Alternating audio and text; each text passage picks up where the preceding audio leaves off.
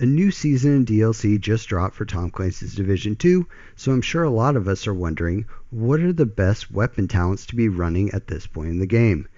Today we'll tackle this very question, and beyond that, we'll discuss some things that other creators won't tell us, what builds we should pair these with, and what talents we should be running in secondary slots. Like, comment, and sub so you don't forget.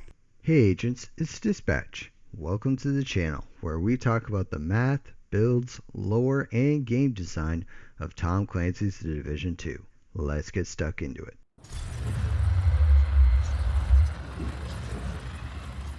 We are going to talk about crit DPS builds and DPS hybrids. Headshot builds are pretty simple and usually favor determined or an exotic, so there isn't much to discuss there. Status effect builds are pretty specific, so we won't be discussing those either. The options here will include any build, hybrid, or otherwise that includes crits and weapon damage as primary sources of damage. Comment down below as we go through these what weapon talents and even what weapons you're taking into the new content. First up, you absolutely need a sadist weapon in your inventory. When enemies are bleeding, it's the absolute best source of damage that you can get on your build. If they stop bleeding, you can always swap to a secondary with another talent. It's amplified multiplicative damage. Now, Ignited, Eyeless, and Thunderstrike all work the same way, they all do the same damage. However, Bleed is the most common status effect out of these choices. So if you're going into a group mission and someone is running ongoing directive, you'll want to have this weapon with Sadist ready to swap in.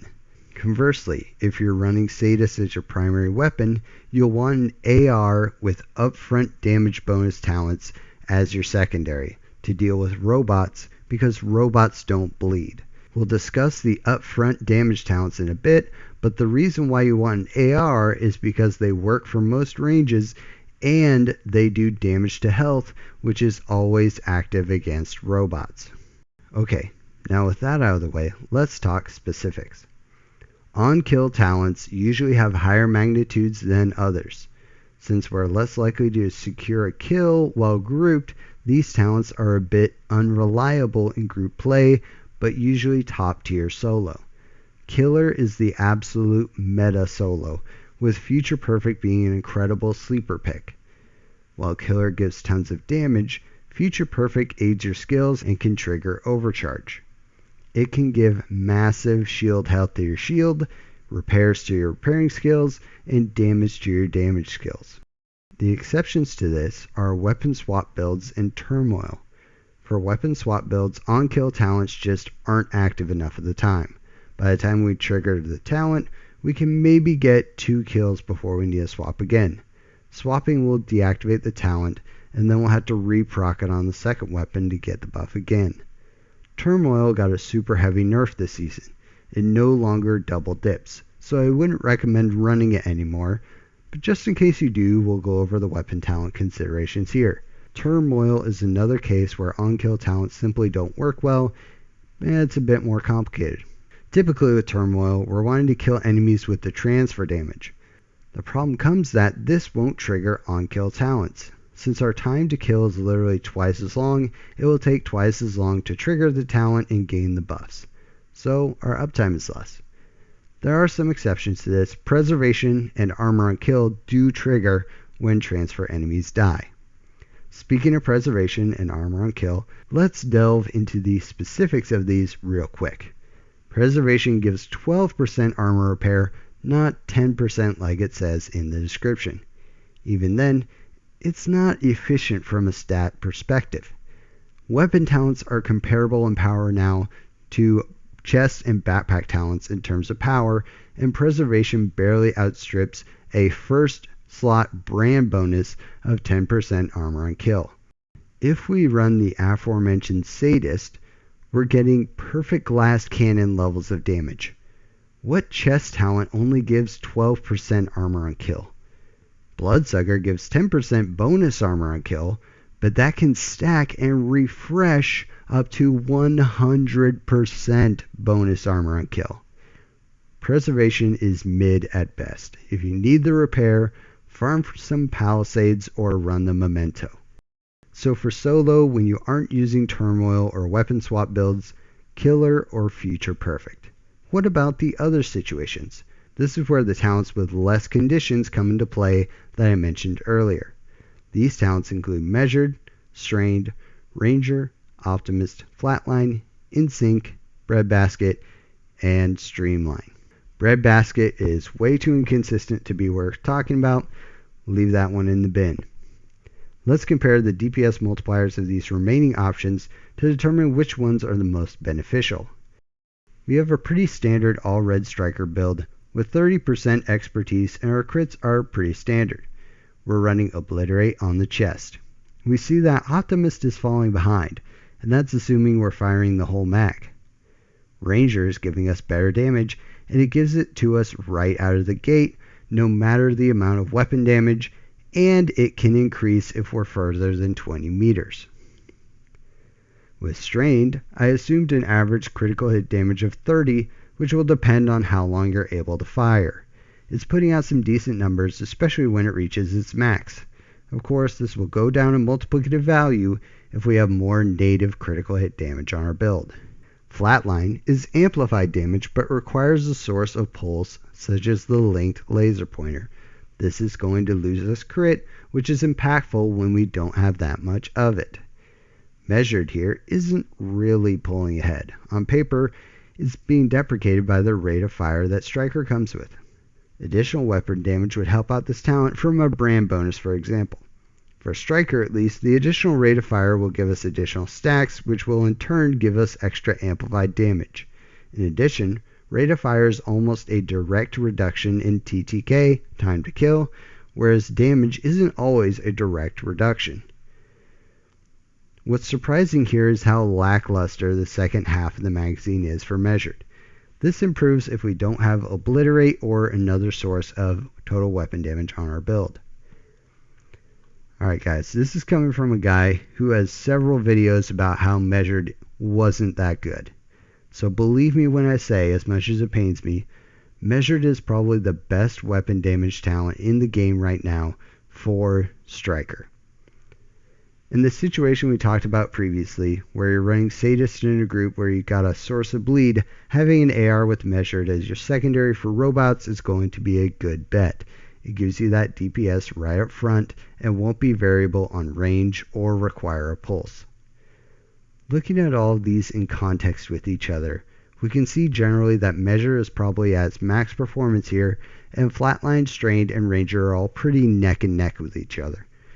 So if your build has more of a stat that will boost a particular talent, that talent is probably going to be best. For example, if your build has more critical hit damage, that is going to be better for flatline and worse for strained. If you play further away than 20 meters, ranger is going to be your best bet. Let's talk about streamline since it's a special case. Even at 160% native weapon damage, which is almost as high as we can go, streamline is still producing 15% multiplicative damage. That's impressive. It'll deactivate when we use a skill or a skill goes on cooldown. So we can run it normally and have a different talent in our secondary slot as backup. If we're about to go down, we can pop a repair skill, decoy, or shield, and weapon swap to our backup and keep DPSing.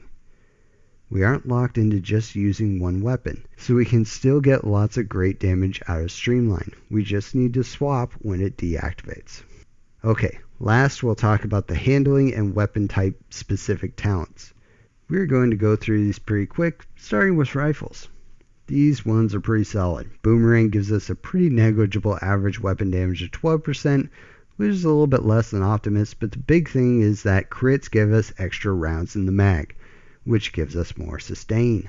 Hard to quantify, but definitely better than Optimist.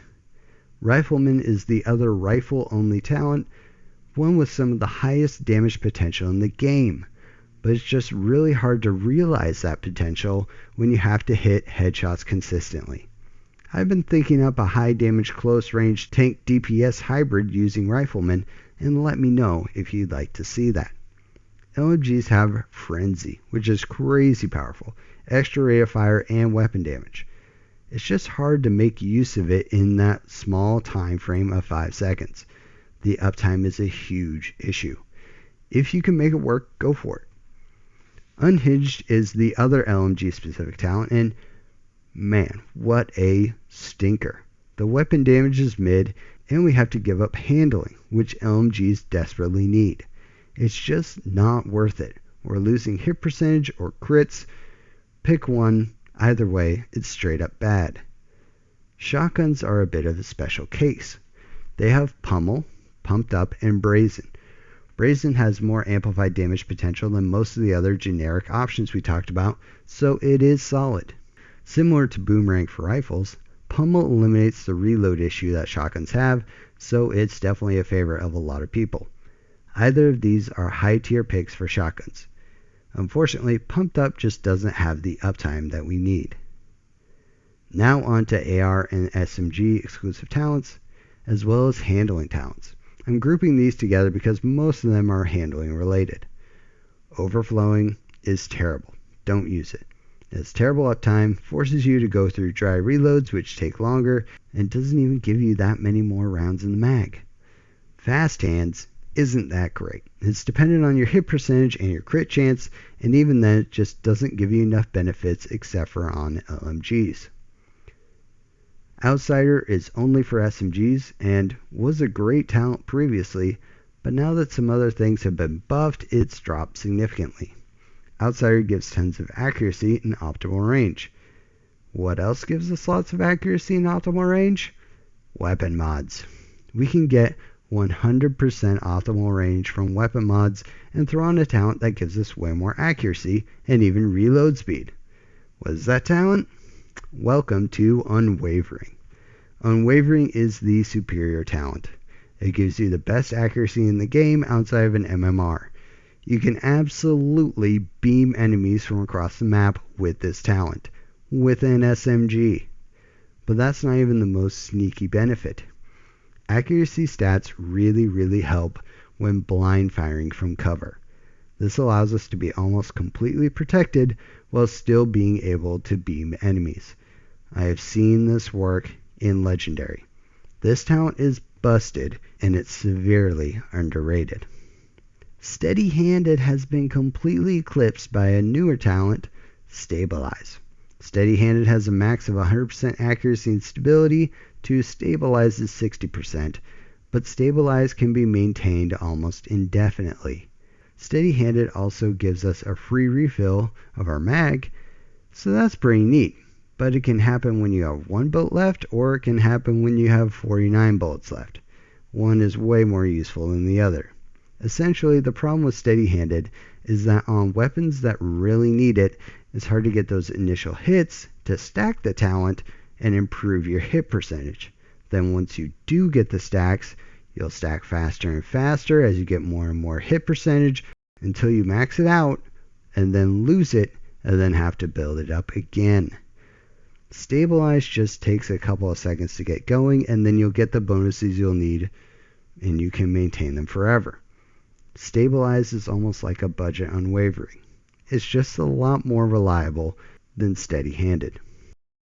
Now, just as an added pitch for the handling talents, we've seen that most talents can give us around a 10% multiplicative DPS increase in a pretty standard build. In order to get that same multiplicative benefit from a handling talent, we would need to go from a hit percentage of 50% to 55%.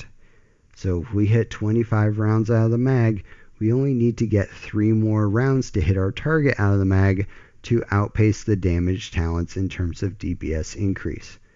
It seems like those handling talents could give us that little bit of an edge. There's not really much more I can do to quantify the benefits of these talents and compare them to damage talents. Each of us really has to try them out for ourselves and see if they'll work for us. They're definitely going to make our weapons feel a lot better, that's for sure. Definitely try using weapon mods to get the handling that you want first before switching over to a handling talent. Okay, the final wrinkle we're going to discuss here is the seasonal modifiers. If you're not going to use the seasonal modifiers or you just aren't interested in them, skip to the last minute of the video. So the seasonal modifiers change the ranking in one significant way, Critical hit chance can now go above 60%. Wowza. So let's see what happens to the ranking when we clock the critical hit chance at 100%. Now our critical hit damage is acting almost like another total weapon damage source, but it still has heavy diminishing returns. It honestly doesn't impact things as much as I anticipated, but still, it gives Strain yet another leg up in this comparison. This also has knock-on effects for some other talents. Boomerang is going to be busted. While you have a 100% critical hit chance, your magazine will be almost unlimited. Fast hands might actually be good. Killer, of course, will always proc and be even stronger. The Obliterate chest talent will stack even faster. The Clutch backpack talent could be extremely good. The Chameleon is going to be very strong, but even more strong is going to be the Backfire with its insane critical hit damage values. Negotiator's Dilemma is going to be absolutely unstoppable. The damage spread is going to be crazy. Look out for a build video on this. Alright, so seasonal modifier discussion completed. I don't have time right now, but hopefully soon I can get the modifiers unlocked and dive into some builds to truly understand them. Wish me luck. So there you have it. To sum it all up, keep these points in mind. Always have a weapon with Sadist on you or in your inventory so you're ready for group content. It outdamages the other talents by far. Keep an AR with Measured or one of the other good talents we discussed for any robots. If you're solo, Killer or Future Perfect are your best bets, but don't use them with Turmoil or weapon swap builds like Centurion Scabbard. Try out the weapon handling talents and see how they feel to you. They're hard to quantify, so I can't definitively say how they compare to these other options for you. Alright agents, that's all I got for this one. Let me know what you thought of it and what I can do better. Do you agree with my conclusions? Were there any gaps in my methodology? Put it all down in the comments. Like, share, comment, hit the bell, subscribe, all that jazz. And until next time, this has been Dispatch. Take care out there.